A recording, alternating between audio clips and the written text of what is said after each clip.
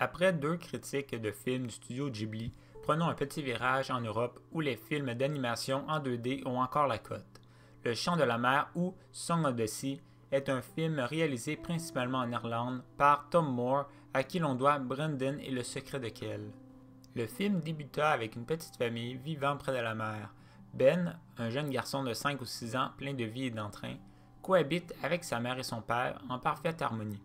Ils attendent tous l'arrivée de Maina, que la mère de Ben porte encore dans son ventre.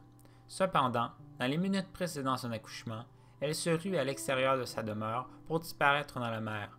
Le père, étant dans tous ses états, accourut vers sa femme, mais ne sortit de l'eau qu'avec sa petite fille nouvellement née. Quelques années après ces événements, Maina trouva dans un coffre un costume lui permettant de se transformer en phoque lorsqu'elle se retrouve dans l'eau. Étant en visite à ce moment-là, la grand-mère de Ben et Maina trouva cette dernière échouée sur la plage près de la maison.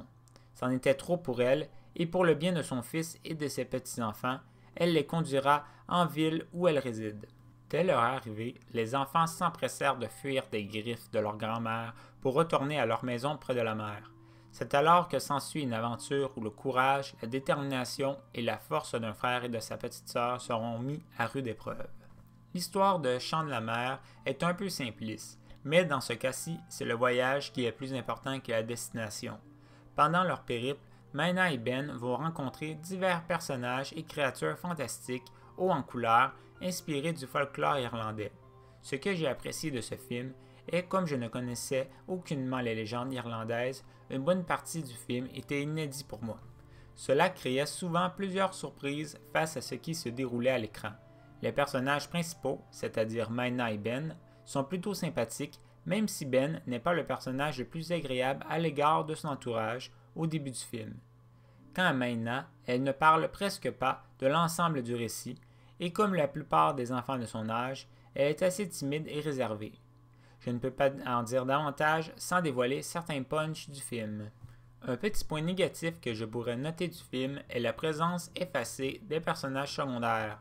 Ce que je veux dire par là est que tous les personnages secondaires sont présents seulement quelques minutes et de façon très isolée dans le film.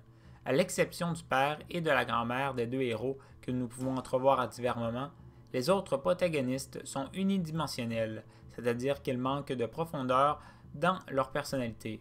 J'aurais bien aimé une plus grande présentation de ces personnages qui sont pour le moins intrigants. L'animation est de très bonne facture et l'ensemble est fluide, surtout en ce qui concerne les protagonistes du film.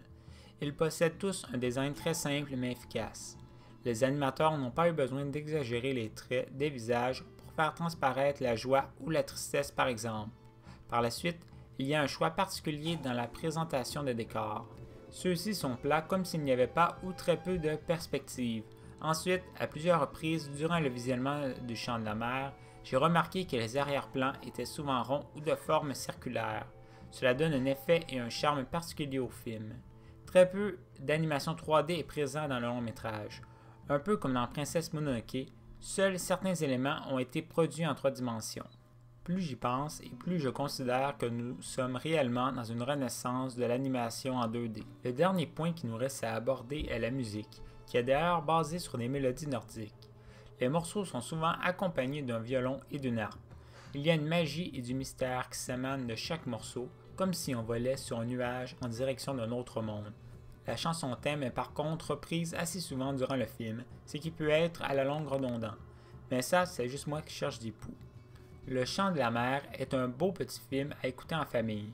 Les personnages principaux, la sublime animation et la très bonne bande sonore sont tout ce que vous avez besoin d'entendre pour aller voir ce film. Je recommande son visionnement à tous ceux voulant un film d'animation un tant soit peu différent de ses congénères américains. Une location pourra faire l'affaire à la plupart d'entre vous. Je recommande par contre l'achat juste pour encourager des longs métrages d'animation sortant des sentiers battus. Le film est disponible en combo Blu-ray DVD et DVD seulement un peu partout.